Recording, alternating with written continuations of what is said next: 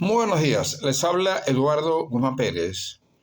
corresponsal especial de su cadena de televisión 24 Horas Noticias, en nuestras transmisiones especiales matutinas desde nuestra sala de redacción en Santa Fe de Bogotá, en idioma español para Iberoamérica, el Caribe, Estados Unidos del Norte y Europa Occidental. Está finalizando el año 2024, que ha sido una etapa de fuertes contradicciones y de importantes sucesos en nuestros países, fundamentalmente en Iberoamérica. Nuestros pueblos permanecen en forma constante de cara a vencer las enormes dificultades y desigualdades que existen en nuestros conglomerados sociales. Los gobiernos, en su gran mayoría, no han dado respuesta a lo largo de las últimas 3 o 4 o 5 décadas de los grandes desafíos para los cuales recibieron el voto de sus conciudadanos en la búsqueda de alcanzar y lograr una mejor calidad de vida en paz y en prosperidad. No ha sido así. No ha sido posible rebasar la pobreza en que viven unos 248 millones de habitantes de Iberoamérica, de los 660 millones que según las Naciones Unidas tiene de habitantes el continente. Entre ese conglomerado y entre esas relaciones iberoamericanas hay países que han venido sufriendo grandes embates como consecuencia de las crisis políticas que vienen atravesando como consecuencia de las malas administraciones y las conducciones del aparato político del Estado de esas naciones. Otras, sin embargo, han ido logrando las metas del progreso y del crecimiento económico para el bienestar de sus habitantes. Países como Colombia, Venezuela, Ecuador y el Perú, que integran la cordillera y la columna vertebral de los Andes iberoamericanos, han sido sujetos de grandes convulsiones y han atravesado momentos enormemente difíciles en su tránsito político y social.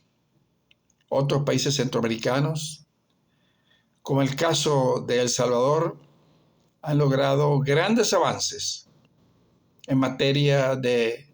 mejoramiento de la calidad de vida, estabilidad de sus instituciones jurídico-políticas y de crecimiento y avance en la estructura de la arquitectura de los pueblos en el área de sus servicios y en el área de su alimentación. Otros, como Brasil, Venezuela, Nicaragua, Haití, han venido atravesando momentos de grandes dificultades como consecuencia de no tener bajo su conducción sus gobiernos administraciones sanas, aún disponiendo de inmensos recursos financieros, como es el caso de Venezuela. De Venezuela, nuestro país, que a lo largo de los últimos 64 años, a partir de 1958, pero de sobremanera, cuando se produce la ruptura política en las elecciones del 6 de diciembre de 1998, se pensó que íbamos encaminados hacia el rumbo de su grandeza, hacia el rumbo de su crecimiento económico para la felicidad de los venezolanos, pero no ha sido así. El país ha estado sometido y ha vivido bajo grandes presiones, bajo un desequilibrio absoluto de la administración para llevarle al pueblo mejor calidad de vida. No, está sometido a fuertes contrastes en las áreas de alimentación, de salud pública, de servicios públicos, que dejan mucho que desear y que necesitan realmente que en el país como venezolano, por el jus solis y el jus sanguinis, esperamos, en mi caso, que el país retome una vía más expedita para mejorarle la salud, la alimentación, la seguridad ciudadana, la seguridad social a los venezolanos que hoy carecen absolutamente de ella. Nos ufanamos siempre de que somos el primer país con mayores reservas petroleras del mundo, con cerca de 470.000 millones de barriles de petróleo en un mundo que va siempre hacia una crisis energética fenomenal, en estos grandes cambios profundos que se van y que ya comenzaron a operarse en la nueva geopolítica internacional.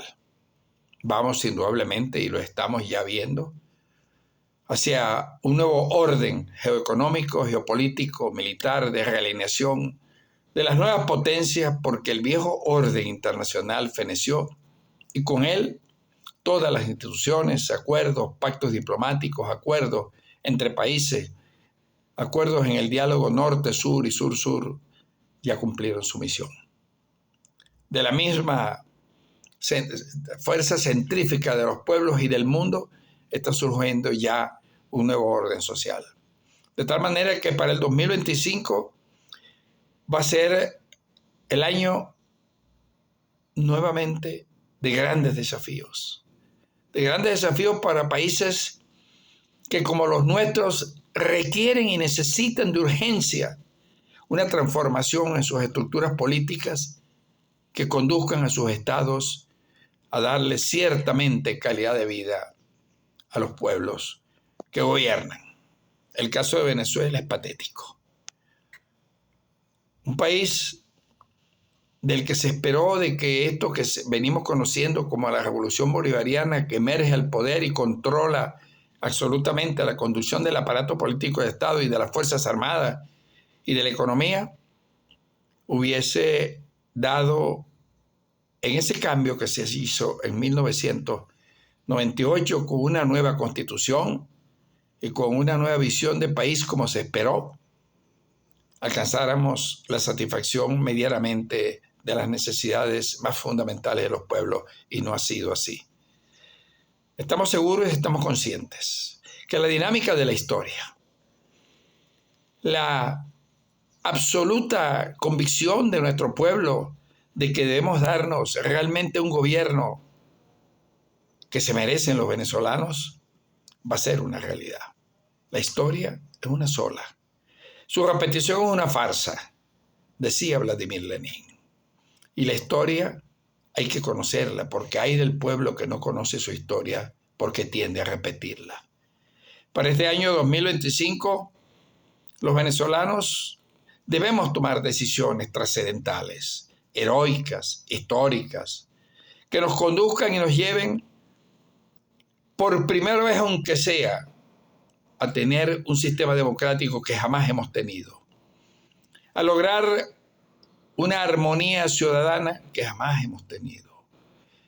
a darle al pueblo un bienestar en salud, alimentación, servicios de seguridad social y ciudadana que jamás le hemos tenido, siendo el país más rico del mundo por las reservas energéticas, que es el bien más importante de la humanidad.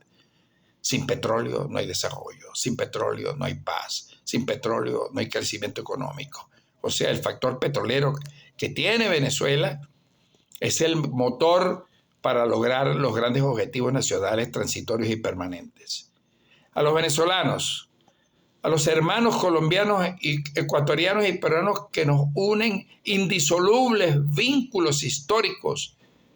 políticos y militares, debemos tener una mejor suerte. Siempre la hemos esperado, nunca la hemos tenido. Que para el 2025, nosotros los iberoamericanos y sobre todo los pueblos que conforman la columna vertebral dorsal de los Andes, tengamos mejores gobiernos, mejores administraciones que nos lleven a conducirnos a mejorar al menos la calidad de vida y a sacar de la pobreza, al menos iniciar la salida de la pobreza de esos 225 millones de habitantes que viven y no en las mejores condiciones. Les habló Eduardo Guzmán Pérez, corresponsal especial y analista político de su cadena de televisión preferida 24 Noticias y en el desempeño de la presidencia de la Sociedad Iberoamericana de Historiadores desde Santa Fe de Bogotá.